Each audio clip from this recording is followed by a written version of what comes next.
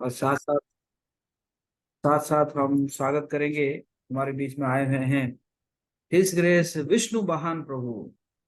आप लोग सब चैट बॉक्स में लिख सकते हैं विष्णु वाहन प्रभु जी को स्वागत करेंगे हरि बोल बोल के। तो विष्णु वाहन प्रभु कई जो बार है अभी कई बार ना अभी लोग प्रभु मेरा नाम विष्णु महान समझते हैं। विष्णु महान प्रभु। तो just to clarify, it's Vishnu Vahan Das. जो गरुड़ देव जी हैं उनको बोलते हैं विष्णु वाहन। तो विष्णु वाहन दास है। ऐसा होता है। तो विष्णु वाहन प्रभु अभी इस्कॉन पंजाब विभाग में जनरल मैनेजर है और बोर्ड ऑफ वाइस प्रेसिडेंट्स का जो है मेंबर है। वैसे प्रभु जी का जो एजुकेशनल क्वालिफिकेशन है BTech electrical and electronics engineering from Indraprastha university. प्रभु जी जो है सॉफ्टवेयर इंजीनियर रह चुके हैं एक्सेंचर में, जो कि एक मल्टीनेशनल कंपनी है। लास्ट 13 साल से प्रभु जी इस्कॉन से जुड़े हुए हैं और सेवा दे रहे हैं। और लगभग 9 साल पहले प्रभु जी जो है as a full time monk ISKCON में ज्वाइन किए। Youth as a youth preacher प्रभु जी सेवा दिए हैं। Trainer teaching Bhagavad Gita and other scriptures to students and faculties in IIT Roorkee, NIT Allahabad and various colleges in Delhi NCR। प्रभु जी हमारे बहुत अच्छे मित्र रहे हैं। एक बार हम गांधी मैदान में, पटना गांधी मैदान में एक रॉक शो किए थे। तो जिसमें प्रभु जी हमारे साथ थे। और वैसे प्रभु जी पटना बिलोंग करते हैं, पटना में प्रभु जी का जन्म हुआ था। तो एक बार हम प्रभु जी का स्वागत करेंगे महामंत्र बोल के। तो आप सभी भक्त अपने आप को अनम्यूट कर सकते हैं कुछ देर के लिए और एक बार जोर से महामंत्र बोल के हम प्रभु जी का स्वागत करेंगे। हरे कृष्णा हरे कृष्णा हरे कृष्णा कृष्णा कृष्णा कृष्णा हरे हरे हरे हरे हरे राम राम हरे हरे राम राम राम हरे हरे। हरे।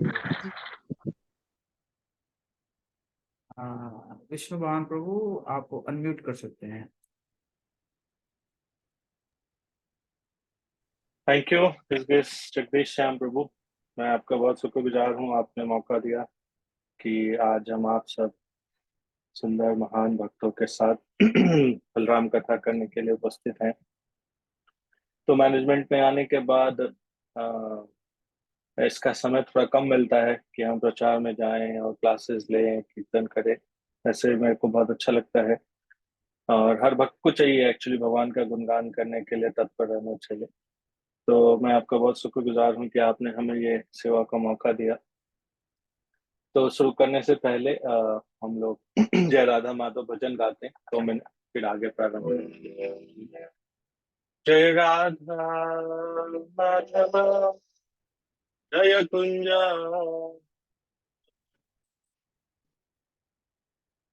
जय राधा माधव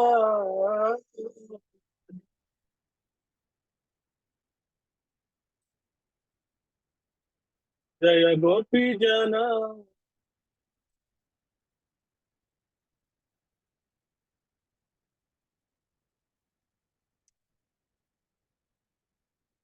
जय गोपी जना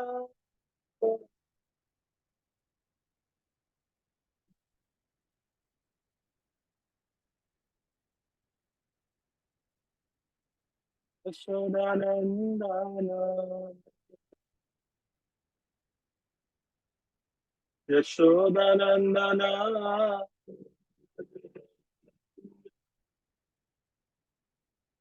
यमुना तीरा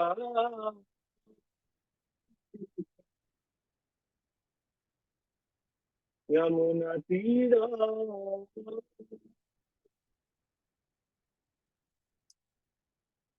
जय राधा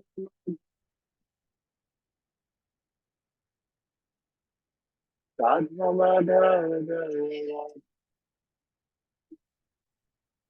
जय कृष्ण बलराम कृष्ण बलराम, कृष्ण बलराम बोलो प्रभुपाद प्रभुपाद प्रभुपाद हरि बोल हरि बोल।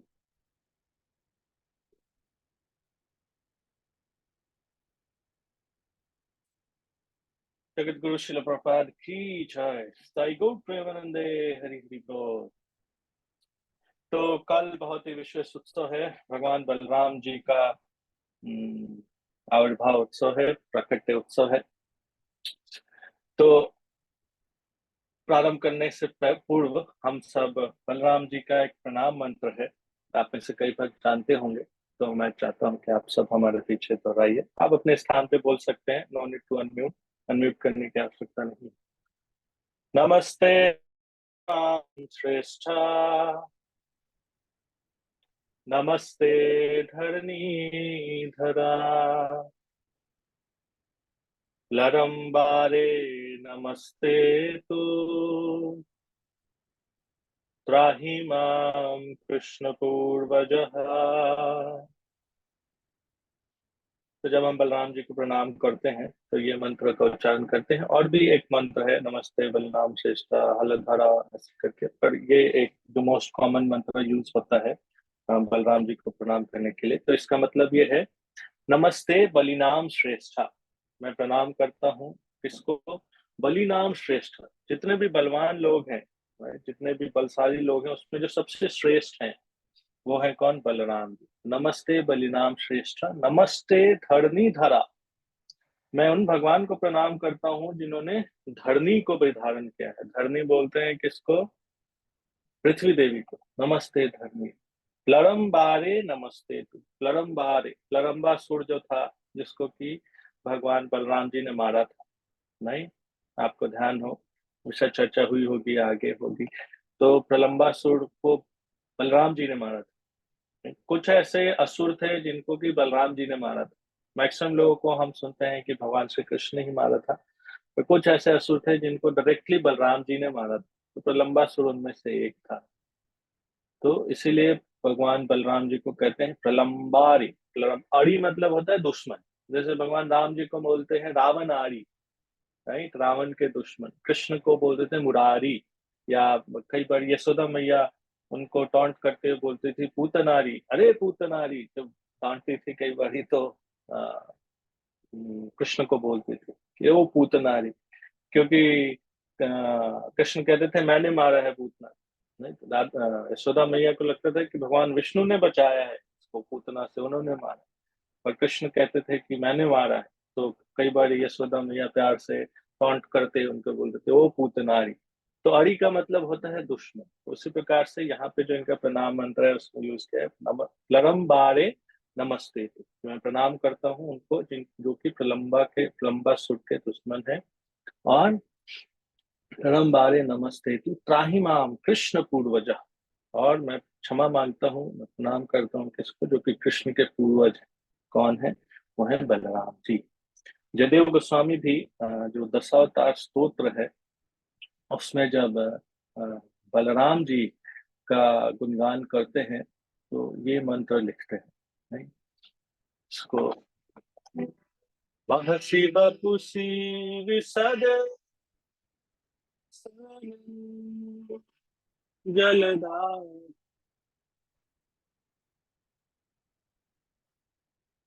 भीति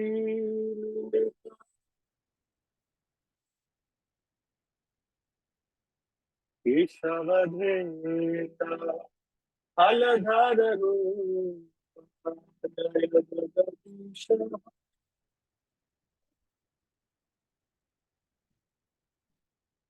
विष हरे जय जगदीश।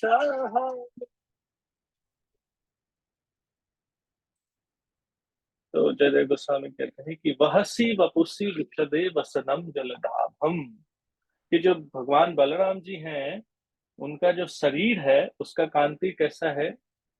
बिल्कुल वाइट कलर का, एकदम गौर, एकदम उजला रंग का। वहसी वसनम जलदाभम, और वो जो वस्त्र पहनते हैं कैसे रंग का पहनते हैं, जलदाभम, ऐसा जैसे कि जो बादल हो, बरसने वाला बादल जो ब्लूइश कलर, या फिर जैसे यमुना जी का भी रंग जो माना जाता है कैसा माना जाता है, ब्लूइश, उनका जो यू है, उनका जो पानी का आप छवि देखेंगे ऐसा लगेगा जैसे ब्लूइश वाटर, तो उस रंग का जो वस्त्र पहनते हैं। और हल हति भिति मिलित यमुना, और जिन्होंने अपने हल से क्या किया था, जो इंद्रप्रस्थ, एक बारी क्या हुआ था, आप मैं शायद सुना होगा ये लीला, कि दुर्योधन की पुत्री थी लक्ष्मणा, राइट, और भगवान श्री कृष्ण के पुत्र थे सांब। तो सांब और लक्ष्मणा जो है उनका आपस में वो विवाह करना चाहते थे, लेकिन दुर्योधन नहीं करना चाहता था। क्यों? क्योंकि उत्तरा का विवाह जो है वो भगवान ने अर्जुन से करा दिया था, तो ऐसे उसको कुछ तो था थोड़ा सा मन में, तो वो नहीं चाहता था कि जो लक्ष्मणा है उसका विवाह सांब से। लेकिन सांब ने क्या किया कि लक्ष्मणा के मर्जी से उनको वहां से उठा लिया। तो फिर दुर्योधन और ये सब जितने भी कौरव थे उन्होंने क्या किया कि उनको पकड़ के और बंदी बना लिया। जब बलराम जी को पता चला, बलराम जी बहुत गुस्से में आ गए और वो आए इंद्रप्रस्थ और दुर्योधन को बोला कि मेरे इसको छोड़ो भतीजे को। तो दुर्योधन ने बोला नहीं, इसने ऐसा ऐसा किया है। तो बलराम जी इतने नाराज हो गए कि उन्होंने अपने हल से पूरे इंद्रप्रस्थ को बोला कि मैं पूरे इंद्रप्रस्थ को मैं यमुना जी में मिला दूं। नहीं, तो यहाँ पे हल हति भिति मिलित यमुना, नहीं, जो कि अपने हल से खींच के, नहीं क्या, उसको यमुना में मिलाने वाले थे। और यमुना जी भी जिनके दर से कांपते, तो केशवधृत हलधर रूप जय जगदीश है। वो भगवान जो कि हलधर के रूप में हल धारण करते हैं उस रूप में जो आए हैं, उन भगवान को मैं प्रणाम करता हूँ। तो ये इस प्रकार से बलराम जी के लिए हम अपना प्रणाम अर्पित करते हैं।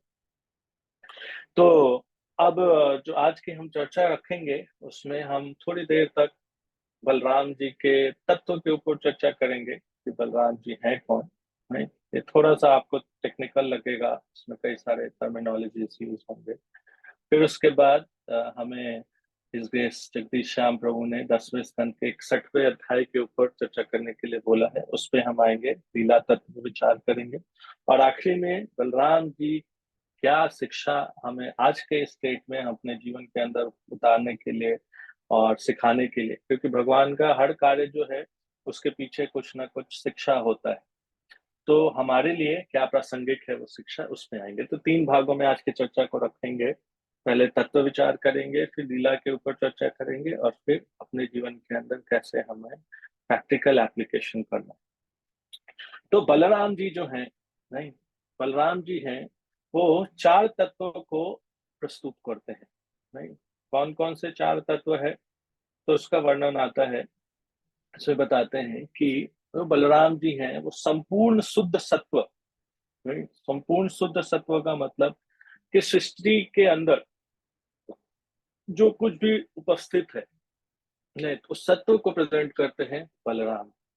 नहीं, फिर हम सुनते हैं कि जो भगवान है, भगवान किसको कहते हैं, विष्णु पुराण में वर्णन आता है, ऐश्वर्यस्य समग्रस्य वीरयस्य यशसः श्रियः ज्ञान वैराग्यश्चैव सन्नम भग इतिंगना, कि जिसके पास ये 6 गुण हैं, ये 6 ऐश्वर्य हैं, कितनी मात्रा में, असीमित मात्रा।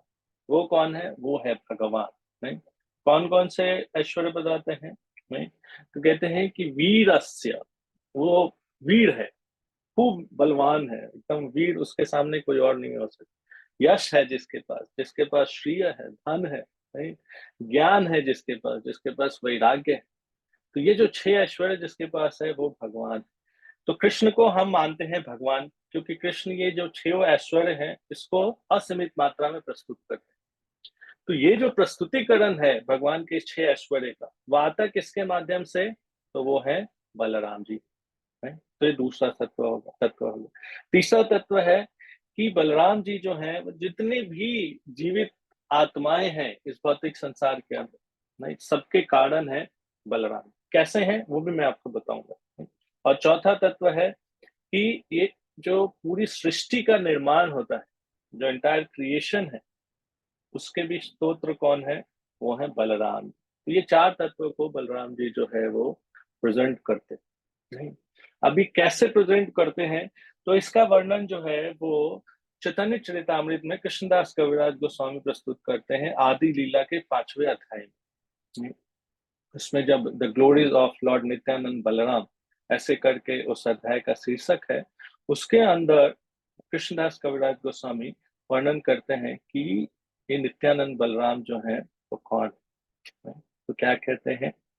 सर्व अवतारी कृष्ण स्वयं भगवान, ताहारा द्वितीय देह श्री बलराम। कहते हैं कि सर्व अवतारी कृष्ण। अब यहाँ पे एक बहुत महत्वपूर्ण शब्द का इस्तेमाल हुआ है, अवतारी। हम अवतार तो सुनते हैं कि भाई ये अवतार है, वो अवतार है, ये कूर्म अवतार है, ये मत्स्य अवतार। अवतारी का क्या मतलब है? तो अवतारी का मतलब बताया गया है कि जो कृष्ण है नहीं, वो सबके उद्गम है, सबके स्तोत्र है। जितने भी अवतार हैं उसके स्तोत्र कौन है? कृष्ण। इसीलिए कृष्ण है अवतारी, और बाकी सब जितने भी हैं वो क्या है? वो है अवतार नहीं। तो यहाँ पे कृष्णदास कविराज गोस्वामी लिख रहे हैं कि स्वयं अवतारी कृष्ण, सर्व अवतारी कृष्ण। जो कृष्ण है वो सारे जो अवतार हैं उसके सोर्स हैं, स्वयं भगवान। और वो क्या है? स्वयं भगवान है, परम पुरुषोत्तम भगवान।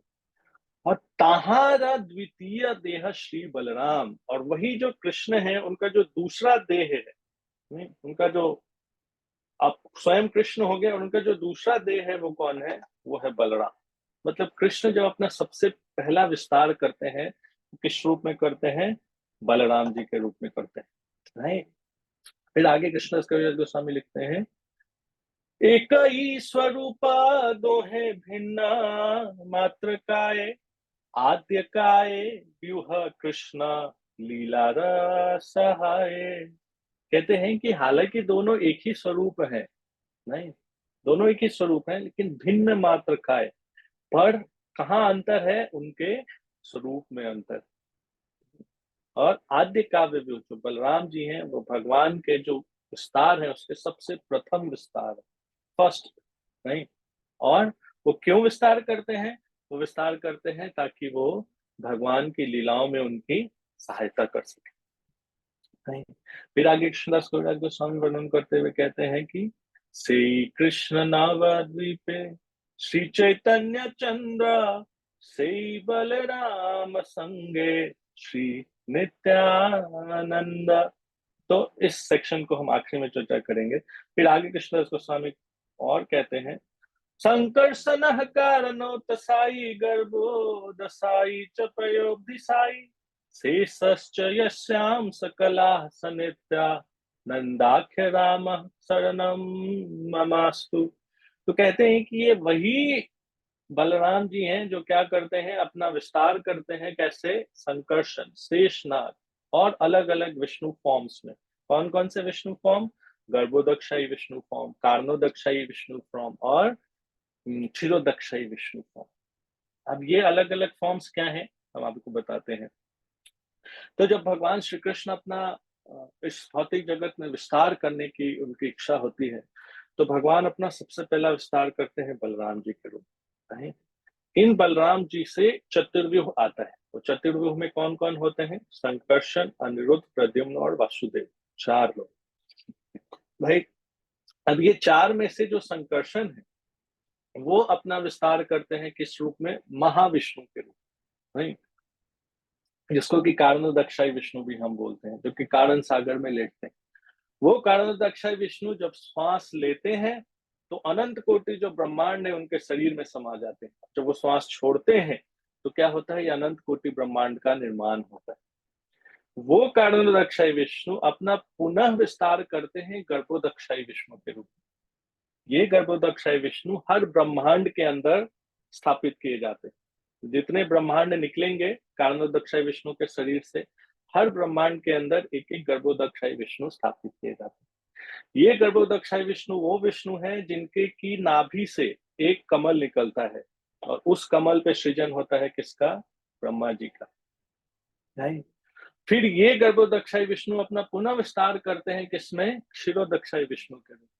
और वो क्षीरोदक्षाई विष्णु जो है, जो हम कहते हैं ना कि हर जीवात्मा के हृदय में भगवान है, तो ये क्षीरोदक्षाई विष्णु जो है हर जीवात्मा के साथ उसके शरीर में विद्यमान रहते हैं, उसको हमेशा उसका भरण पोषण करने के लिए, देखने के लिए, उसको मदद करने के लिए। तो आप देखिए ये सब जो एक्सपेंशन हुआ, नहीं, चाहे चतुर्व्यूह हुआ, चाहे कारणोदक्षाय विष्णु हुआ, चाहे गर्भोदक्षाय विष्णु हुआ, चाहे क्षीरोदक्षाय विष्णु, ये सब कहाँ से? बलराम जी से निकल के, नहीं। इसलिए जो 4 तत्व मैंने आपको बताया बलराम जी के शुरू में, ये सब उसको फैसिलिटेट करने के लिए, ये सब समझने के लिए कि ये इतने अलग अलग इनकारनेशन।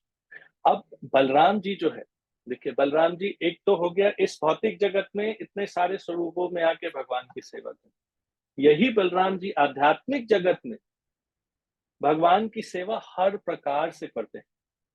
इसीलिए बलराम जी को बोलते हैं आदिदास, नहीं। एक ब्रांड भी है जिसका नाम है आदिदास, है ना। आदिदास के लोग टी शर्ट्स पहनते हैं, और तो उस वक्त बोलते हैं कि एक्चुअल आदिदास जो है वो बलराम जी है। आदि मतलब कि सबसे पहला, सबसे शुरुआत वाला, और दास मतलब जो कि सेवक। बलराम जी भगवान श्री कृष्ण का हर रस में सेवा करते। हर रस में मतलब जो 5 मुख्य रस हम सुनते हैं, शांत रस, दास्य रस, साख्य रस, वात्सल्य रस और माधुर्य रस। तो ये जो 5 प्रमुख रस है, बलराम जी हर रस में भगवान की सेवा। दास्य रस में किस रूप में सेवा करते हैं? तो आप देखेंगे कि भगवान की सेवा में जो कुछ भी इस्तेमाल होता है, चाहे भगवान की बांसुरी है, नहीं, चाहे जितने भी प्रकार के भगवान का जो कुशन है जो करता है, या मंदिर में कोई भी चीज ऐसे इस्तेमाल होती है जो कि भगवान की सेवा में है, वो सबको बलराम जी का एक्सपेंशन माना जाता है। यहाँ तक कि जो हम मृदंग यूज करते हैं, करताल यूज करते हैं, ये जो म्यूजिकल इंस्ट्रूमेंट्स है, चाहे मंदिर का एक एक कोना है, चाहे मंदिर का एक एक ईंट है जो भगवान की सेवा में लगा है, मंदिर में इस्तेमाल हुआ है, वो सब बलराम जी का एक्सपेंशन माना जाता है। इसलिए आप देखेंगे भक्त जो है वो हर चीज को आदर करते हैं। अगर गलती से उनका पैर मृदंगा से भी टच हो जाता है, उसको प्रणाम करते हैं, करताल को भी, इन सब चीजों को ड्यू रिस्पेक्ट देते हैं, पूरा आदर सम्मान देते हैं। क्यों? क्योंकि ये सब जो विषय वस्तु हैं जो कि भगवान की सेवा में लग रहे हैं, वो सब बलराम जी का एक्सपेंशन माना जाता है। तो इस प्रकार से शांत रस में बलराम जी जो है ये विभिन्न वस्तुओं के रूप में भगवान की सेवा करते हैं, नहीं। उसके बाद दास्य रस में तो आप देखेंगे भगवान की कई लीलाओं के अंदर जो बलराम जी हैं वो कृष्ण के बॉडी को मसाज करते हुए नजर आएंगे, राइट, उनको हेल्प करते हुए नजर आएंगे, नहीं। फिर साख्य रस में तो ऑफ कोर्स भगवान बलराम जो है कृष्ण के साथ गैया चराने जाते हैं, उनके साथ अन्य अन्य अलग अलग प्रकार के खेल में उनके साथ रहते हैं। वात्सल्य रस में तो बलराम जी एक बड़े भाई के रूप में जो है वो कई बारी कृष्ण को डांटते भी थे, कई बारी उनको रोकते भी थे कि नहीं ऐसा नहीं करना है, और ऐसा करना है। तो ऐसे जो जैसे एक बड़े भाई के रूप में बलराम जी हैं ही बड़े कृष्ण से, तो वात्सल्य रूप में। और माधुर्य रूप में वो कैसे सेवा करते हैं? तो अनंग मंजरी के रूप में बलराम जी अपना विस्तार करते हैं। अनंग मंजरी राधा रानी की छोटी बहन, तो वो उस रूप में माधुर्य रूप में भगवान की सेवा करते हैं। तो हर रस के अंदर जो बलराम जी हैं वो भगवान की सेवा करते हैं। इसीलिए बलराम जी को क्या कहा जाता है? आदिदास, कि वो हर स्थिति में भगवान की सेवा में रहते हैं। इनके कई सारे नाम हैं बलराम जी के, उनमें से एक नाम है इनका शेष, कि जो बलराम जी हैं उनको किस नाम से जाना जाता है? शेष के नाम से भी जाना जाता है। कृष्णदास कविराज गोस्वामी आदि लीला के 5वें अध्याय में ये वर्णन करते हैं, श्री बलराम गोसाई मूल संकर्षण, 5 रूप धारी करें कृष्ण सेवन, आपने करे ना कृष्ण लीला रस सहाय, सृष्टि लीला कार्य करे धरि 4 काय, श्रुति अधिक सेवा तार आज्ञा पालन, शेष रूपे करे कृष्णेर विविधा सेवन, नहीं। तो अभी हमने आपको पीछे बताया कि कैसे वो अपना अलग अलग विष्णु फॉर्म्स और विस्तार करते हैं। तो ये इनके 4 फॉर्म है, और एक आखिरी फॉर्म जिसको बोलते हैं शेष, नहीं। वैसे तो शेष का मतलब हम जब जैसे भाग डिवीजन करते हैं तो जो रिमाइंडर बच जाता है, जो नीचे बचता था, उसको बोलते थे शेष। पर यहाँ पे भगवान बलराम जी हैं, उनको शेष इसलिए बोलते हैं क्योंकि ये भगवान की किसी भी सेवा को शेष नहीं रहने देते, नहीं, उसको कंप्लीटली परफेक्टली पूरा करने का प्रयास करते हैं और करते हैं। तो किसी भी चीज को शेष नहीं रहने देते, वो पूर्ण रूप से, मतलब बलराम जी जो सेवा कर रहे हैं वो कंप्लीट होएगा, इसलिए एक प्रकार से उनको शेष नाम दिया गया है। प्रभुपाद जी तात्पर्य में इसको एक्सप्लेन करते हुए लिखते हैं कि शेष का मतलब क्या है। तो कहते हैं कि शेष का मतलब ये है कि वो असीमित मात्रा में है और वो भगवान के असीमित जो एक्सपेंशंस है, मतलब जो असीमित भगवान के अवतार है, उस अलग अलग रूपों में वो असीमित रूप में भगवान की सेवाएं करते हैं। और इसीलिए प्रभुपाद जी बलराम जी को बोलते थे द सुप्रीम पर्सनालिटी ऑफ सर्वाइटर गॉड है। भगवान श्री कृष्ण को बोला जाता है सुप्रीम पर्सनालिटी ऑफ गॉड है, परम पुरुषोत्तम भगवान। यहाँ पे बलराम जी के लिए प्रभुपाद जी यूज कर रहे हैं सुप्रीम पर्सनालिटी ऑफ सर्वाइटर गॉड है, सेव्य भगवान, सेवक भगवान, क्योंकि ये भगवान के वो स्वरूप हैं जो कि सेवा करने के लिए आए। तो ये बलराम जी का कुछ तत्व था जिसके ऊपर हमने चर्चा करी। अब भागवतम हरे के कृष्ण प्रभु। जी प्रभु जी, जी सॉरी जी फॉर इंटरप्शन। या आई मतलब आवाज तो लाउड आ रहा है बट आवाज स्वीट नहीं आ रहा है। Okay. So I think may be Bluetooth में कुछ प्रॉब्लम है या पंखा चल रहा है। पंखा तो यहाँ नहीं चल रहा प्रभु जी, बट सो आई थिंक मैं वो करता हूँ, फिर मैं कंप्यूटर का माइक्रोफोन यूज करता हूँ। हाँ, आई थिंक ठीक है, डेफिनेटली। या एक बार और भक्तों से चेक कर सकते हैं कि उनको आ रही है आवाज प्रॉपर आवाज। आवाज आवाज लाउड है, हाँ, नॉट नॉट सो स्वीट। थोड़ा। हाँ, आपकी आवाज इतना स्वीट है, ओके, हम इसका नो बेनिफिट प्रॉब्लम। नहीं ले पा रहे। So we'll change project. I'll just switch to another. हरे कृष्णा हरे कृष्णा। या दैट्स वंडरफुल। ठीक है brother, okay, so we will work with this. तो अभी प्रभु जी ने हमें ऐसा सूचना दिया था कि हम 10वें स्कंद के 61वें अध्याय पे चर्चा करें। तो जो 10वां स्कंद है श्रीमद् भागवतम का, नहीं, वो बड़ा स्पेशल है।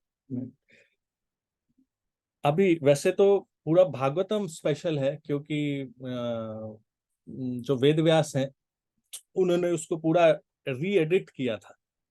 एक्चुअली अभी जो भागवतम है हमारे पास, ये एडिटेड भागवतम, क्योंकि जब वेद व्यास जी ने पहली बारी भागवतम की रचना कर ली और सारे शास्त्रों को लिख लिया, वेदों को लिख लिया, पुराणों को लिख लिया, उपनिषदों को लिख लिया, तो भी उनको पूर्ण जो है वो संतुष्टि नहीं मिल रहा था। तो अपने जब गुरु महाराज के पास गए, नारद मुनि के पास, तो नारद मुनि ने उनको कहा कि तुमने कोई भी ऐसा ग्रंथ नहीं लिखा जिसके अंदर भगवान श्री कृष्ण का एक्सप्लिसिट, मतलब कि पूर्ण रूप से भगवान श्री कृष्ण का गुणगान, और इसीलिए तुमको वो संतुष्टि नहीं मिली। तो उन्होंने पूछा फिर मैं क्या करूं? तो फिर नारद मुनि ने उनको ये सजेशन दिया था, और तब जाके ये जो पूरा भागवतम है उसको उन्होंने री एडिट किया। इसलिए ये जो पूरा भागवतम है बहुत सुंदर है, बहुत विशेष है, और इस पूरे भागवतम को भगवान के दिव्य शरीर से उसकी तुलना की जाती है। चैतन्य चरितामृत में कृष्णदास कविराज गोस्वामी एक बड़ा सुंदर श्लोक उद्धृत करते हैं कृष्ण कर्णामृत से। कृष्ण कर्णामृत एक ग्रंथ है जो कि बिल्व मंगल ठाकुर जी ने जिसकी रचना करी थी, तो उसके अंदर वर्णन आता है, ये बड़ा सुंदर श्लोक है। उसमें कहते हैं मधुरम मधुरम वपुरस्य विभोः, मधुरम मधुरम मधुरम मधुरम मृदुगंधी मधुगंधी मृदु स्मृत देतदहो, मधुरम मधुरम मधुरम मधुरम। तो बड़ा मधुर मधुर शब्द का इस्तेमाल किया है उन्होंने। तो क्या बताते हैं कि मधुरम मधुरम वपुरस्य विभो। नहीं, इस संसार में कुछ स्वीट होता है, जैसे प्रभु जी अभी कह रहे थे स्वीटनेस तो समूह में कोई, तो कुछ स्वीट होता है, उसको मधुर शब्द से उसका संबोधन किया जाता है। पर यहाँ पे कह रहे हैं मधुरम मधुरम वपुरस्य विभो, कि जो भगवान का जो वपु, भगवान का जो शरीर है वो क्या है, मधुरम मधुरम। अगर इस संसार में कुछ स्वीट है, कुछ मधुर है, तो भगवान का जो शरीर है वो 2 टाइम्स मधुर है उसका। नहीं, मधुरम मधुरम वपुरस्य विभो। फिर उसके आगे क्या लिख रहे हैं कि ठीक है, भगवान का जो ये है वो मधुरम मधुरम वपुरस्य मधुरम। फिर कहते हैं मधुरम मधुरम, जो भगवान का वदन है, मधुरम मधुरम वदनम मधुरम। अगर भगवान का शरीर 2 टाइम्स मधुर है, तो भगवान का जो फेस है, नहीं वो क्या है, वो 3 टाइम्स मधुर। मधुरम मधुरम वदनम मधुरम। फिर आगे क्या कहते हैं, मधुगंधी मृदु स्मितम एतदहो। कह रहे कि जैसे एक जो शहद होता है, नहीं वैसे तो शहद खाने में स्वीट होता है, मधुर होता है, लेकिन अगर किसी ने उसके फ्लेवर को स्मेल किया हो, सूंघा हो, मधुगंधी, मधु का जो गंध है, मृदु स्मित देतद हो, तो भगवान का जो स्माइल है, राइट, स्मितम, जो उनका स्माइल है वो कैसा है, मधुरम मधुरम मधुरम मधुरम, 4 टाइम्स मधुर है। तो भगवान का शरीर 2 टाइम्स मधुर, भगवान का फेस 3 टाइम्स मधुर, और भगवान का जो स्माइल है 4 टाइम्स मधुर। तो आचार्य बताते हैं कि जो भागवतम है वो भगवान का दिव्य शरीर है, और जो भगवान का जो फेस है उसको रिप्रेजेंट किया गया कैसे, ये 10वें स्कंद से। 10वें स्कंद के अंदर भी जो भगवान की एमोरस, जो उनके अंतरंग पास टाइम है, उसको भगवान के स्माइल से प्रेजेंट किया गया। तो ये 10वें स्कंद के ऊपर जो चर्चा है, आप समझिए भगवान के दिव्य सुंदर जो फेस है, उनका जो स्वरूप है, उसके ऊपर चर्चा करने के समान। तो 61st चैप्टर के अंदर 61वें अध्याय में लीला आती है कि भगवान के जो पुत्र है, जो भगवान की जो अलग अलग पत्नियां हैं, उससे जो भगवान पुत्र उत्पन्न करते हैं, एक उनका वर्णन है। और जो आज के प्रसंग से बहुत ही जुड़ा हुआ है वो क्या है कि कैसे बलराम जी जो है वो रुक्मिणी देवी के जो भाई थे उनका कैसे वध करते हैं, उसका वर्णन आता है। नहीं, तो भगवान के 16,108 रानियां थी, है ना। अभी हर एक जो रानी थी वो अपने आप में एक दूसरे से बढ़कर खूब सुंदर, खूब यशस्वी, सर्वगुण संपन्न ऐसा होता है, वैसे थे सब।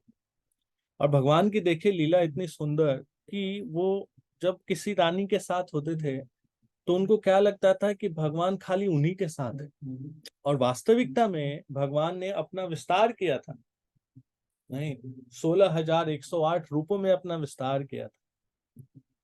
अभी भगवान के 2 प्रकार के विस्तार होते हैं, नहीं, एक वैभव प्रकाश, और एक होते हैं विभव प्रकाश। तो जो भगवान के स्वयं के स्वरूप में जो भगवान विस्तार करते हैं उसको बोलते हैं वैभव प्रकाश। जैसे भगवान ने जब रास लीला किया, नहीं, तो जब अपना विस्तार किया तो हर जो रूप था वो भगवान के जैसा ही था। हर गोपी को क्या लगता था कि भगवान उनके साथ। उसी प्रकार से यहाँ भी 16,108 रानियों के साथ जब भगवान थे तो सबको लगता था कि उन्हीं के साथ, नहीं, और सब अपने अलग अलग अदाओं से, अलग अलग तरीके से भगवान को रिझाने का प्रयास करते थे। तो भगवान ने इन 16,108 रानियों से हर रानी से 10-10 पुत्र उत्पन्न किए। तो आप सोच सकते हैं कितना बड़ा फैमिली भगवान का।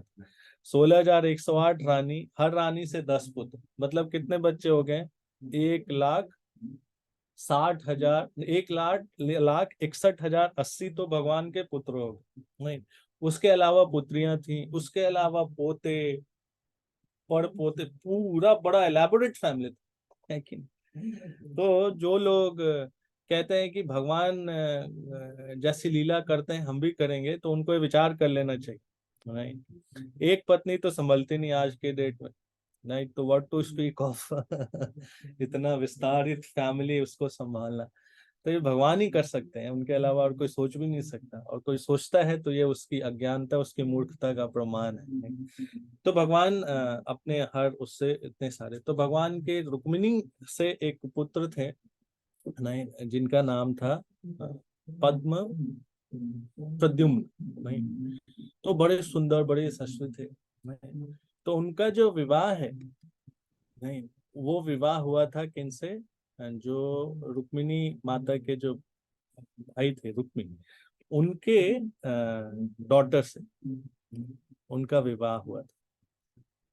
तो इन दोनों की जो पुत्र थे, नहीं, इन दोनों के जो पुत्र थे उनका नाम था अनिरुद्ध, मतलब कि प्रद्युम्न, और जो रुक्मी की बेटी थी जिनका नाम था रुक्मावती, उनके बेटे हुए अनिरुद्ध। मतलब अनिरुद्ध भगवान के कौन हो गए? भगवान के पोते हो गए। प्रद्युम्न उनके बेटे और बेटे का बेटा अनिरुद्ध। तो अब अनिरुद्ध का जो विवाह है वो होना था किससे? जो रुक्मी की पोती थी, नहीं, उससे। तो जब ये विवाह संपन्न होना था तो उस विवाह को संपन्न करने के लिए सब लोग गए थे रुक्मी के यहाँ, नहीं, उनका जो राज्य था, नहीं, भोजवट नाम से, तो वहां पे सब लोग गए। तो वहां पे खूब सुंदर तरीके से विवाह का आयोजन हुआ। हालांकि रुक्मी जो था वो कृष्ण बलराम को अपना दुश्मन मानता था, क्योंकि भगवान जब रुक्मिणी को किडनैप करके लाए थे तो बड़ा बुरा व्यवहार किया था उनके साथ, है ना, उनके भाइयों के साथ। वो बड़ी सुंदर, वो भी लीला है अलग। तो रुक्मी जो था उसके मन में तो कहीं ना कहीं थोड़ा सा द्वेष तो था ही, है ना, लेकिन फिर भी अपने सिस्टर की प्रसन्नता के लिए, और उसको ये भी पता था कि भाई वो कृष्ण बलराम को हरा भी नहीं सकता, नहीं। तो आप चाहे प्रेम से कह लीजिए, चाहे भय से कह लीजिए, जो भी कह लीजिए, वो विवाह का जो कार्यक्रम था उसने संपन्न किया। लेकिन उसने थोड़ा सा मौका ढूंढा कि कैसे मैं इन लोगों का थोड़ा सा मजाक उड़ाऊं या इनके प्रति अपने उसको जाहिर करूं। तो उन्होंने क्या किया कि एक खेल का आयोजन किया, नहीं, जैसे आप आजकल हम लोग लूडो या गेम्स होते हैं वैसे, जिसमें सट्टे लगते हैं, कार्ड्स खेलते हैं लोग, है ना, ताश खेलते हैं। तो उसी प्रकार का एक गेम उस समय जो हुआ करता था, चौसर का खेल जिसको बोलते हैं, जिसमें कि वो चौसर फेंकते थे, उसमें कुछ नंबर्स आते थे, जो हमने उसमें भी सुना है महाभारत के युद्ध में शकुनी ने जो किया था पांडवों के। तो रुक्मी ने ऐसे खेल का आयोजन किया, नहीं, और उसमें दाव लगा 100 सोने के सिक्कों का, 1000 सोने के सिक्कों का, 10,000 सोने के सिक्कों का, लाख सोने के सिक्कों का, ऐसे दाव था, नहीं? क्योंकि रुक्मी भी राजा था एक प्रकार से, और कृष्ण बलराम भी यदु डायनेस्टी के थे। तो जो पहला दाव था समहाउ वो रुक्मी जीत गया, तो बड़ा खुश हुआ, खूब प्रसन्नता दिखाई उसने, नहीं। फिर दूसरा दाव हुआ, पहला दाव था 100 सिक्कों का, तो रुक्मी जीत गया, पर दूसरा दाव हुआ 1000 सिक्कों का, वो बलराम जी जीत गए। बलराम जी जीत गए, लेकिन पर जो रुक्मी था उसने बोला कि नहीं नहीं, तुम नहीं जीते हो, ऐसा नहीं हो सकता, मैं जीता हूँ। तो ऐसे जबरदस्ती वो जो है वो ये दिखाने लगा कि नहीं, मैं ही जीता हूँ, मैं ही जीता हूँ। तभी एक आकाशवाणी भी होती है कि नहीं, ये जो मैच है वो बलराम जी ने जीता है। लेकिन रुक्मी पता नहीं क्या उसके वो हट हो गया उसको कि नहीं, मैं ही जीता हूँ, मैं ही जीता हूँ, और ऐसे करके वो हंसने लगा, बलराम जी का मजाक उड़ाने लगा अपने सारे दांत दिखाते हुए। तो बलराम जी को बड़ा गुस्सा आ गया। तो बलराम जी ने ये अपना जो उनका क्लब, यानी क्या बोलते, गदा, एक गदे से मारा उसके सर पे, और वहीं ढेर हो गया, है ना। उसके सारे दांत तोड़ दिए, है ना, दांत दिखा के हंस रहा था, है ना, तो उसके दांत तोड़ दिए और गदे से मार के उसको वहीं खत्म कर।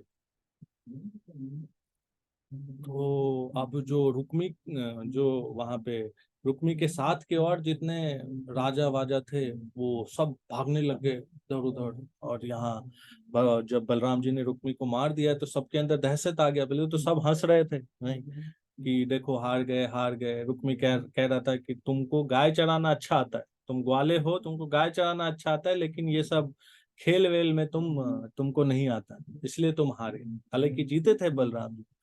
तो एक तो वो टॉन्ट कर रहा था, नहीं, उनको निशाना बना रहा था, और दूसरा हंस रहा था। तो बलराम जी ने गुस्से में आके कर दिया खेल।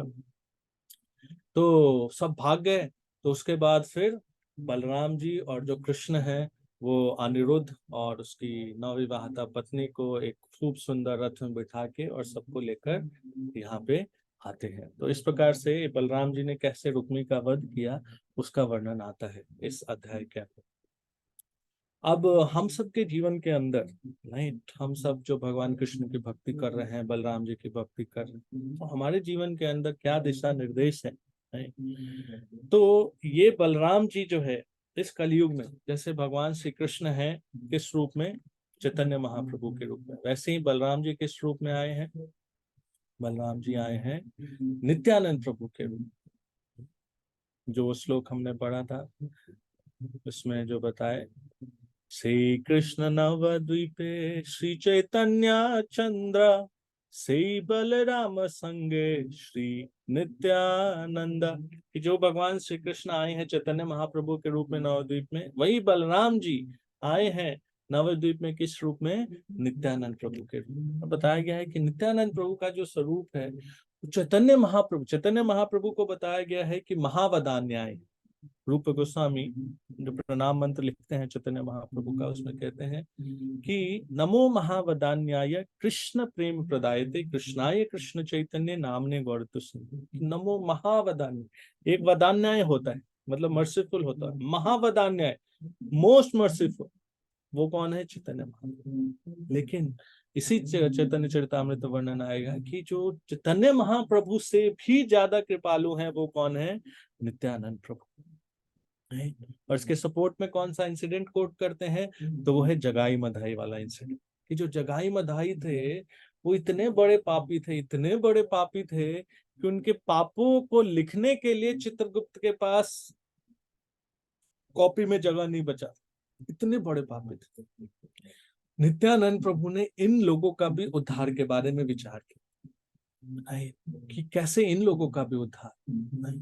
और जब वो उनके पास गए, उन्होंने नित्यानंद प्रभु के साथ बहुत मिसट्रीटमेंट किया, बहुत बुरा व्यवहार किया। इनफैक्ट उसने तो घड़ा उठा के मारा, जिस घड़े में वो दारू शराब पीते थे उस घड़े से मारा और नित्यानंद प्रभु का सर फूट गया। लेकिन नित्यानंद प्रभु ने कोई रिएक्शन नहीं किया। जब चैतन्य महाप्रभु को ये पता चला, महाप्रभु ने बोला कि मैं अभी खत्म कर दूंगा इनको, अपने चक्र से इनका सर काट दूंगा। पर नित्यानंद प्रभु ने उनके चरणों को पकड़ लिया, बोला कि नहीं, आप प्लीज इनको मत करिए, इनको माफ कर दीजिए, इनको आशीर्वाद दीजिए ताकि आपकी भक्ति में जुड़ सके। ऐसे कृपालु, ऐसे दयालु है नित्यानंद प्रभु। नहीं, वही नित्यानंद प्रभु हमें सिखाते हैं कि हमें किस प्रकार से अपने जीवन के अंदर भगवान के नामों को उतारना है। सुरभि कुंजेते नामे हाट खुले छे, खोड़ा निताई। ये चैतन्य महाप्रभु ने क्या किया है कि सुरभि कुंज पे, सुरभि मतलब गंगा जी के तट के ऊपर क्या किया, नाम हाट खोला है। एक ऐसा हाट खोला है जिसमें कि क्या बिक रहा है, नाम बिक रहा है, नाम बिक रहा है। और उस नाम को लेने के लिए कोई मूल्य नहीं देना। हम बाजार जाते हैं कुछ खरीदने के लिए, हमें मूल्य देना पड़ता है, लेकिन ये जो नाम है हमें कैसे मिल रहा है, फ्री में मिल रहा है। बस करना क्या है, हमें इसको नियमित रूप से अपने जीवन के अंदर उतारना है। देखिए, ये जो हरे कृष्ण महामंत्र का जप हमें करने को मिला है, ये जो नाम जप है बहुत बहुत बहुत स्पेशल है। आप कहेंगे कैसे, ये तो मंत्र सारे युगों के अंदर था, द्वापर युग में भी था, त्रेता युग में भी था, अभी कैसे स्पेशल हो गया जी? तो अभी इसलिए स्पेशल है क्योंकि ये महामंत्र हमें स्वयं भगवान के द्वारा प्रोपगेट किया। चैतन्य चरितामृत मध्य लीला में वर्णन आता है कि जब भक्तगण रथ यात्रा मनाने के लिए गए, कहाँ पे, उड़ीसा के अंदर जगन्नाथपुरी में, तो जो ऐसा दिव्य कीर्तन हो रहा था, ऐसा उन्माद पूर्वक नृत्य हो रहा था, तो वहां के जो राजा थे महाराज प्रताप रुद्र, जब उन्होंने ऐसे भक्तों को नृत्य कीर्तन करते हुए देखा, तो अपने गुरु महाराज, उनके गुरु थे सार्वभौम भट्टाचार्य, उनको कहा, आई छे प्रेम, आई छे नृत्य, आई छे हरि ध्वनि, कहा नहीं देखी, आई छे कहा नहीं सुनी। अब हालांकि महाराज प्रताप रुद्र राजा थे, सोचिए राजा महाराजा का जो कोर्ट रूम होता है, वहां पे बड़े सारे नर्तक, बड़े सारे गवैये एक से बढ़कर एक होते हैं। जो पूरे स्टेट के बेस्ट गाने वाले, डांस करने वाले लोग होंगे वो राजा के दरबार में होते हैं। और यहाँ महाराज प्रताप रुद्र कह रहे हैं कि ये जो भक्तों का कीर्तन और जो भक्तों का नृत्य है, मैंने ऐसा नृत्य कीर्तन तो कहीं नहीं देखा, पूरे जीवन में कहीं नहीं देखा। तो उनके गुरु महाराज जो उनके साथ थे सार्वभौम भट्टाचार्य, वो कहते हैं, भट्टाचार्य कहे ए मधुर वचन, चैतन्येरा सृष्टि एई प्रेम संकीर्तन। भट्टाचार्य कहते हैं कि अरे ये कोई साधारण कीर्तन, कोई साधारण नृत्य मत समझो महाराज प्रताप रुद्र। ये जो कीर्तन जो आप देख रहे हो, जो भक्त कर रहे हैं, ये स्वयं चैतन्य महाप्रभु की सृष्टि है। इसीलिए ये संकीर्तन का नाम है प्रेम संकीर्तन। ये कोई साधारण संकीर्तन नहीं है। अब आप कह सकते हैं कि ऐसे कैसे ये प्रेम संकीर्तन है, खाली चैतन्य महाप्रभु ने कह दिया इसलिए प्रेम संकीर्तन? नहीं। अब ये आप देखिए कि चैतन्य महाप्रभु हैं कौन?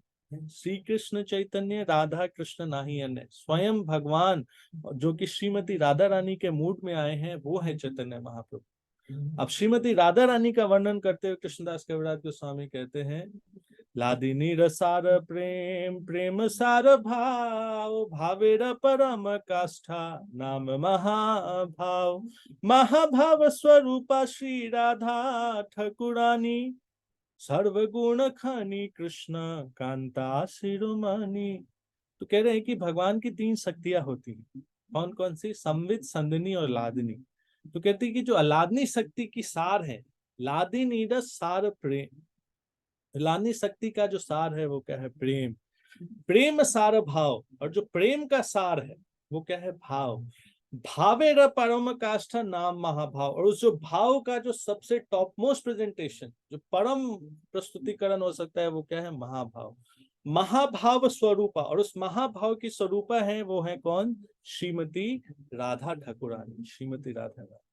और चैतन्य महाप्रभु कौन है? वही भाव लेकर आए हैं, श्रीमती राधा रानी का स्वयं कृष्ण। इसीलिए ये जो नाम जप हम करते हैं, ये जो हरे कृष्णा महामंत्र का हम जप करते हैं, ये बहुत स्पेशल है। हमें इसको कभी भी किसी भी क्षण ऑर्डिनरी नहीं समझना चाहिए। आपको लग सकता है कि अरे हम तो डेली लेते हैं भगवान का नाम, कीर्तन में भी हरे कृष्णा गाते हैं, आरती में भी हरे कृष्णा गाते हैं।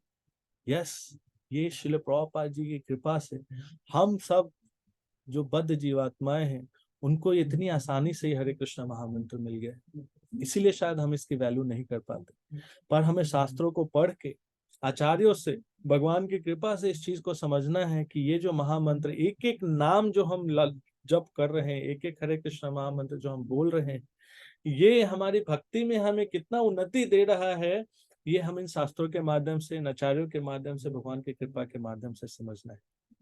तो वही बलराम जी नित्यानंद प्रभु के रूप में आके हमें यही शिक्षा दे रहे हैं कि हम सबको किस प्रकार से भगवान के इस नाम जप को, भगवान के इस नाम संकीर्तन को अपने जीवन के हर पहलू का हिस्सा बनाए। चाहे सोते समय, उठते समय, जागते समय, काम करते समय, हर क्षण प्रति क्षण हमें किसी न किसी रूप में भगवान के नाम का स्मरण करना है। भगवान श्री कृष्ण ने जब अर्जुन को गीता का संदेश दिया तो उनको ये नहीं कहा कि आपको काम नहीं करना है। तो इसलिए आप ये मत समझिएगा कि नाम जप करने का मतलब है कि सब कुछ छोड़ के और खाली हरे कृष्णा करते रहना है। नहीं, भगवान ने अर्जुन को सिखाया कि आपको किस प्रकार से युद्ध करना है, नहीं, किस प्रकार से अपने कार्य को करना। अर्जुन के लिए जो कर्तव्य था युद्ध करना था। हमारे लिए हो सकता है युद्ध करना कर्तव्य ना हो। जो माताएं हैं, जो गृहिणी हैं, जो घर में बच्चों का देखभाल करते हैं, खाना बनाते हैं और सेवाएं करते हैं, उनके लिए वो कार्य है। जो प्रभु जी हैं, जो ऑफिस जाते हैं, जॉब जाते हैं, उनके लिए वो कार्य है। और भगवान ने बोला कि कैसे उस कार्य को करना है।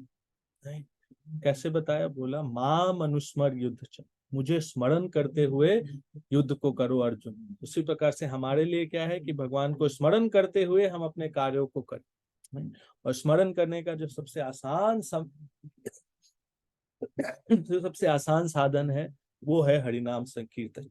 और वो हरिनाम संकीर्तन हमें नित्यानंद प्रभु की कृपा से इतने सरल रूप में मिला है, जिसके लिए हमें कोई मूल्य नहीं देना पड़ता। नहीं, और वही नित्यानंद प्रभु कौन है? बलराम जी के स्वरूप हैं, जो कि इस कलयुग में आए हैं।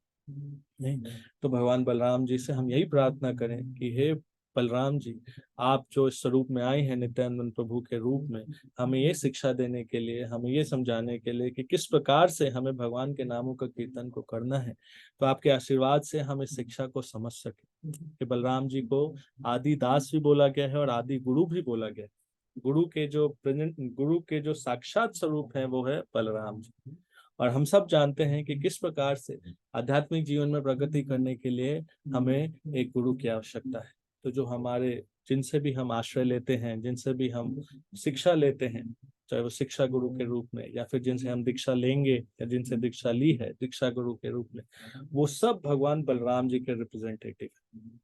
तो हमें उन सब के दिशा निर्देशों को अपने जीवन के अंदर उतार के और साथ ही साथ भगवान के नामों का कीर्तन करते नहीं अपने जीवन को भगवान की सेवा में लगाना है। तो इसी संदेश के साथ हम विराम देंगे। आप में से किसी भक्त का कोई प्रश्न हो, कोई टिप्पणी हो, किस प्रकार का कुछ चीज आप पूछना चाहते हैं? अन्यथा प्रभुपाद जी का एक छोटा सा पास टाइम है, उससे मैं एंड करूंगा। अभी अगर आप में से किसी का कोई प्रश्न है तो आप पूछ सकते हैं। ज्योति रूपा सुदेवी माता जी। हरे कृष्ण प्रभु जी, दंडवत प्रणाम। यस, धन्यवाद प्रणाम माता जी। तो मेरा प्रश्न है कि भगवत गीता में भगवान बोलते हैं कि लीडर जैसा करते हैं, उनके नीचे जो रहते हैं वो वैसा ही आचरण करते हैं। बिल्कुल तो जैसे कि अभी भागवतम में आपने बताया कि रुक्मणी जी की पुत्री और रुक्मी का पुत्र से विवाह हुआ, तो करेक्ट। इसमें तो दोनों भाई बहन हुए प्रभु जी। हाँ तो ये अभी अगर वो लोग ऐसा आचरण करेंगे तो गलत होगा ना, मैसेज करेक्ट। जाएगा। तो इसको कैसे समझें? हाँ, तो ये बिल्कुल लॉजिकल प्रश्न है कि ऐसा कैसे कि एक प्रकार से तो भाई बहन में ही विवाह हो, नहीं तो ये पहले भी ऐसे पूछ चुके हैं भक्त लोग, नहीं। तो पॉइंट क्या है, देखिए समझने का प्रयास करिए कि जो भगवान की लीलाएं हैं, नहीं, भगवान के जो पास टाइम्स हैं, पहला तो कि हम उसको जनरल जो सामान्य पुरुष हैं स्त्री हैं उनसे कंपेयर नहीं कर सकते, नहीं। जैसे मैंने कथा के दौरान भी बताया कि लोग कहते हैं कृष्ण करे तो रास लीला, हम करे तो कैरेक्टर ढीला। भगवान जो है वो इतनी सारी गोपियों के साथ डांस कर सकते हैं, इतनी सारी स्त्रियों के साथ विवाह कर सकते हैं, तो हम भी क्यों नहीं कर सकते? तो यस, अगर आपके अंदर इतनी शक्ति है आप कर सकते हैं। प्रभुपाद जी कहते थे कि जो ऐसा कहे कि हमें भी रासलीला करनी है, तो प्रभुपाद ने बोला पहले उसको बोलो कि वो एक पत्थर उठा के दिखाए। भगवान ने गोवर्धन धारण किया था 7 दिन 7 रात तक, वो क्या अपनी छोटी उंगली पे एक पत्थर को धारण कर सकता है थोड़े समय के लिए? वो पॉसिबल नहीं। तो पहला दृष्टिकोण तो ये है कि जो भगवान के जो पास टाइम्स है, भगवान की जो लीलाएं हैं, उसको हम सामान्य स्तर पे उसको कंपेयर नहीं कर सकते, नहीं कि ऐसा कैसे कि रुक्मिणी देवी के बेटे का विवाह मतलब उनके भाई के बेटी से हो गया। तो पहला दृष्टिकोण तो यह है कि वो हमारे लिए कंपेरेबल है। दूसरा, जो समय के अनुसार जो है वो नियम निर्धारित किए जाते हैं। देश कालार्ह वस्तुतः बताया गया शास्त्रों के अंदर कि देश काल परिस्थिति के अनुसार कई सारे जो है नियम कानून स्टैब्लिश किए जाते हैं। तो प्रेजेंट जो हमारा जो स्थिति है उसके अंदर इस चीज का वर्जन है, तो इसीलिए हम इस चीज को नहीं करते। पुराने समय में वो अलाउड था तो उस समय वो चीजें हो रही थी, पर अभी के स्थिति के अनुसार हमारे धर्म ग्रंथों में, शास्त्रों में उसका वर्णन, उसको निषिद्ध किया गया है, इसलिए हम उस रीति को अभी फॉलो नहीं करते। ठीक है ना? तो ये दो दृष्टिकोण है समझने के। एक कि भगवान की लीलाओं को हम सामान्य मनुष्य की लीलाओं से कंपेयर नहीं कर सकते, और दूसरा देश काल परिस्थिति के अनुसार कुछ नियम कानून होते हैं जिनका हमें पालन करना पड़ता है। तो उस समय वो चीज अलाउड थी इसलिए हुआ, अभी वो चीज अलाउड नहीं है इसलिए अभी हम उसको फॉलो नहीं करते। ठीक है माता जी? ये मुन्नी कुमारी माता जी ने हाथ उठाया है, पूछ सकते हैं। बोलिए मुन्नी माता जी। अच्छा, हरे कृष्ण प्रभु जी, दंडवत प्रणाम प्रभु जी। जी बोलिए। प्रभु जी, मेरा एक प्रश्न ये है कि कृष्ण के बहुत सारे पुत्र में एक शाम भी पुत्र थे। जी जी जी। तो प्रभु जी, शाम जो थे वो राधा रानी और कृष्ण से इतना नफरत क्यों करते थे? मतलब ऐसा दिखाया गया है, हमें नहीं पता। हाँ। लेकिन तो सांब तो माता जी वैसे द्वारका में थे, राधा रानी तो शी वॉज इन वृंदावन, है ना? और वृंदावन के बाहर भगवान और राधा रानी का मिलन सिर्फ कुरुक्षेत्र में हुआ था, जब सब लोग आए थे उसके लिए, वो सोलर इक्लिप्स जो सूर्य ग्रहण हुआ था। तो नहीं, बाकी इसके बारे में मेरे को डिटेल ऐसा ज्ञान नहीं है कि ऐसे सांब का उनके प्रति कुछ ऐसा था। तो मैं एक बारी रेफर करके बताऊंगा। और वैसे सांब जो थे वो द्वारका लीला में उनका वर्णन आता है, राइट। एंड श्रीमती राधा रानी तो वृंदावन मथुरा भगवान के कृष्ण से भी तो वो ईर्ष्या करते थे ना प्रभु जी। हम ऐसा मतलब दिखाया गया, पता नहीं, हम तो भागवत में नहीं पढ़े हैं और कभी सुने नहीं, लेकिन हम जानना चाह रहे थे कि मतलब ऐसा क्यों दिखाया गया है। जैसे लीला उला होता है, कृष्ण लीला दिखाया जाता है, तो उसमें दिखाया गया था कि शाम कृष्ण जी से भी अति विरोध रहते थे उनका। हाँ, मेरे को इसका आइडिया नहीं। जगदीश श्याम प्रभु, आपको कुछ आइडिया है इसके विषय में? नहीं, मैं तो पहली बार सुन रहा हूँ। हाँ, मैंने भी पहले सुना नहीं, पर हम इसके बारे में चेक करेंगे माता जी, और अगर कुछ ऐसा है तो आप तक इसकी जानकारी जरूर देंगे। जी जी प्रभु जी, ये कृष्ण लीला में दिखा रहा था, इसलिए हम पूछ दिए प्रभु जी, सॉरी। कहाँ देखा आपने? अभी राधा कृष्ण का सीरियल जो दिखा रहा था टीवी पे, उसमें अच्छा, दिखाया था प्रभु जी। ओके, कि तो एक बार चेक कर लड़की लेंगे। बाकी वैसे कई सारे सीरियल्स और कई सारे जो ये होते हैं उसमें वो बहुत सारे पास टाइम्स, बहुत सारे स्टोरीज को थोड़ा तोड़ मरोड़ के भी दिखाते हैं। तो पर हम चेक जरूर करेंगे, हो भी सकता है, हमें इसकी जानकारी नहीं, इसलिए मैं इस पे कोई टिप्पणी नहीं कर रहा, but we will check and let you know, हम आपको जी बताएं। प्रभु, थैंक यू प्रभु जी, हरे कृष्ण। थैंक यू, बहुत बहुत धन्यवाद। तो प्रभु जी 9 बज चुके हैं, अगर आप जैसा आदेश करें इस गेस्ट जगदीश श्याम प्रभु। आप कुछ कहने वाले थे? हाँ, मैं एक छोटी सी लीला है प्रभुपाद जी की जो कि आपको बताना चाह रहा था। तो प्रभुपाद जी एक बार कुंभ मेले में थे, तो वहां पे तमाल कृष्ण महाराज भाग के आते हैं प्रभुपाद जी के पास। कैंप के अंदर थे सब भक्त लोग, बोले कि प्रभुपाद जी, भक्तों के बीच में बड़ी कहासुनी हो रही है, उनके बीच बड़ा एक प्रकार का कटाक्ष और एक प्रकार का तर्क वितर्क चल रहा है। तो प्रभुपाद जी ने बोला क्या कारण है? तमाल कृष्ण महाराज ने बोला कि जो मधुदीस स्वामी हैं वो कह रहे हैं कि जो कृष्ण और बलराम हैं उनमें सिर्फ एक ही अंतर है कि कृष्ण काले हैं और बलराम जी गोरे हैं। तो प्रभुपाद जी ने बोला हाँ, सही कह रहे हैं। तो तमाल कृष्ण महाराज ने बोला और जो यमुना देवी हैं, यमुना देवी माता जी हैं, वो कह रही हैं कि कृष्ण राधा रानी के साथ होते हैं पर बलराम जी राधा रानी के साथ नहीं होते। तो प्रभुपाद जी ने बोला ये भी सही है। तो तमाल कृष्ण महाराज बोल रहे हैं कि प्रभुपाद, वो भी सही है और ये भी सही है, ऐसे कैसे हो सकता है? तो प्रभुपाद जी ने बोला आप भी सही हो, आप भी सही कह रहे हो। तो तमाल कृष्ण महाराज ने बोला कि तो फिर कैसे, क्या समझे इस चीज को? तो प्रभुपाद जी ने बोला ये आपको डिसाइड करना है। राइट। तो कहने का तात्पर्य ये था कि जो भगवान की लीलाएं हैं, जो भगवान का तत्व है, उसको हमें सबसे पहले समझने का प्रयास करना है। अगर भगवान के तत्व को समझेंगे तो फिर भगवान की लीलाओं को सही रूप में समझ पाएंगे। अगर भगवान के तत्व को समझेंगे नहीं तो फिर भगवान की लीलाओं से फिर हम शायद गलत शिक्षा लेंगे। भौतिक संसार के अंदर लोग क्या करते हैं, भगवान के तत्व को नहीं जानते कि भगवान श्री कृष्ण है कौन, बलराम जी हैं कौन। बस वो क्या करते हैं, उनके लीलाओं को सुन के, देख के और अपने हिसाब से उसको इंटरप्रेट करते।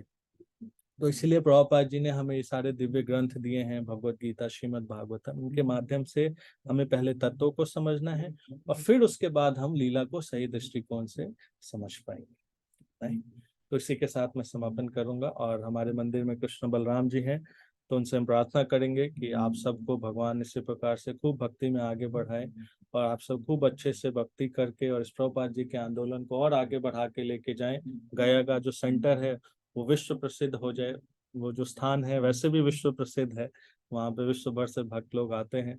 तो आप सब खूब इतना प्रचार करें ताकि ज्यादा से ज्यादा लोग भगवान श्री कृष्ण की भक्ति में जुड़ पाए। तो इसी शुभकामनाएं। थैंक यू सो मच प्रभु जी, थैंक यू। हरे बहुत कृष्ण। बहुत धन्यवाद। सो जय प्रभु जी गणेश हम राम की जय। धन्यवाद करेंगे एक बार जोर से महामंत्र बोलकर। तो सभी भक्त अपने आप को अनम्यूट कर सकते हैं और जोर से हरे कृष्ण महामंत्र बोलकर प्रभु जी का धन्यवाद करेंगे। हरे कृष्णा हरे हरे कृष्ण कृष्ण कृष्ण हरे हरे हरे हरे राम हरे राम हरे राम राम राम हरे हरे। हरे हरे। प्रभु जी आप म्यूट है, आप म्यूट है। आप सब भक्तों का बहुत बहुत धन्यवाद and special thanks to his guest Jagdish Shyam Prabhu कि आपने मेरे को मौका दिया सेवा का। हरे कृष्ण। हरे हे श्री विष्णु भगवान प्रभु की जय। आप सब जगत पुरुषोत्तम पाद की जय। जी।